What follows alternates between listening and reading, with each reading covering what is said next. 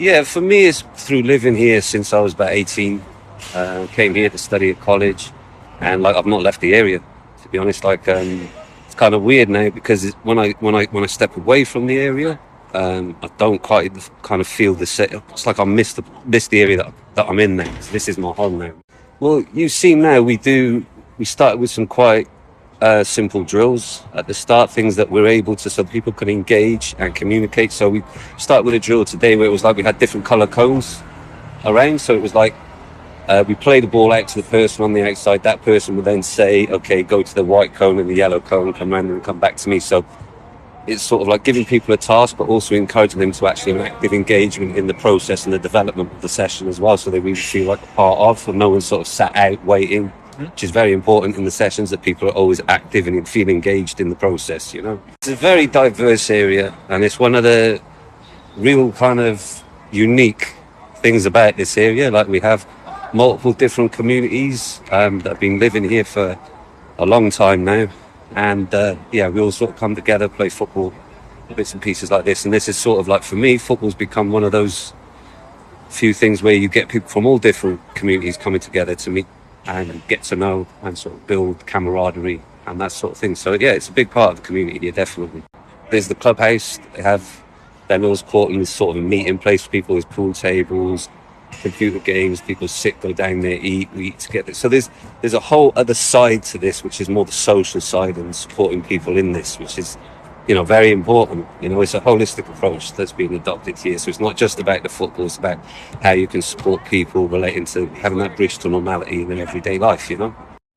Yeah, I think with this, like I say, the clubhouse plays a big part in this because, like, I've gone down, there's been certain things outside of football I've been unsure of with my own personal situations and had to get guidance on this, and I've been signposted to other organisations in terms of support and things like this. So, you know, this side of the things is very good. And like I say, I suppose one thing that I want to hit home as well is, you know, it's an inclusive process. So it's like men and women and people from all different walks and backgrounds, and, you know, everyone coming together. And that's one of the things that really holds it together, you know, more so than anything.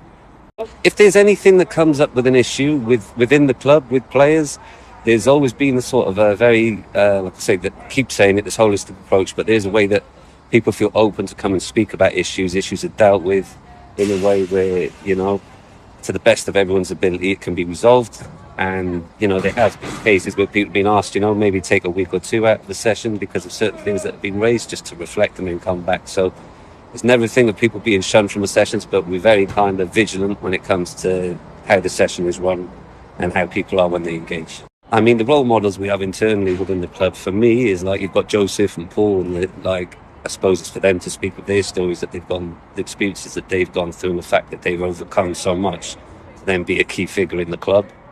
And that's been something that sort of pushed me more to want to get involved. I suppose I speak from my own experience as well on this. It's like, I think there's this sort of view that, like, if you've got any sort of thing to do with mental health or anything like this, then that, like, you're kind of seen as like maybe a lesser person for this. But I suppose with the sessions here, it's really encouraged that people sort of get involved and have a hands-on, and, you know, everyone's sort of accepted for who they are and what they're about, and is very much encouraging people with their confidence to be able to engage and participate in things like these activities. Because, you know, sometimes, especially with the things that we've had going in the area as well, people kind of found it a struggle even getting out of their home. Do you know what I mean? So to actually come to something like this, it's quite a big thing for some people, you know? I would say they got to look at the brief, because it's sort of here, like I say, it's about, you know, mental health is a big part, and supporting people in this, the whole social aspect of it. Like I say, the holistic approach is a very, very big part of this. And, you know, as invariably with most teams, it's not just about the football, but more so when it comes to something like this, where, like I say, you've got people that are overcoming challenges just to come to sessions. So, you know, they would have to really maybe look at this and reflect upon, you know, if they were suitable for the role.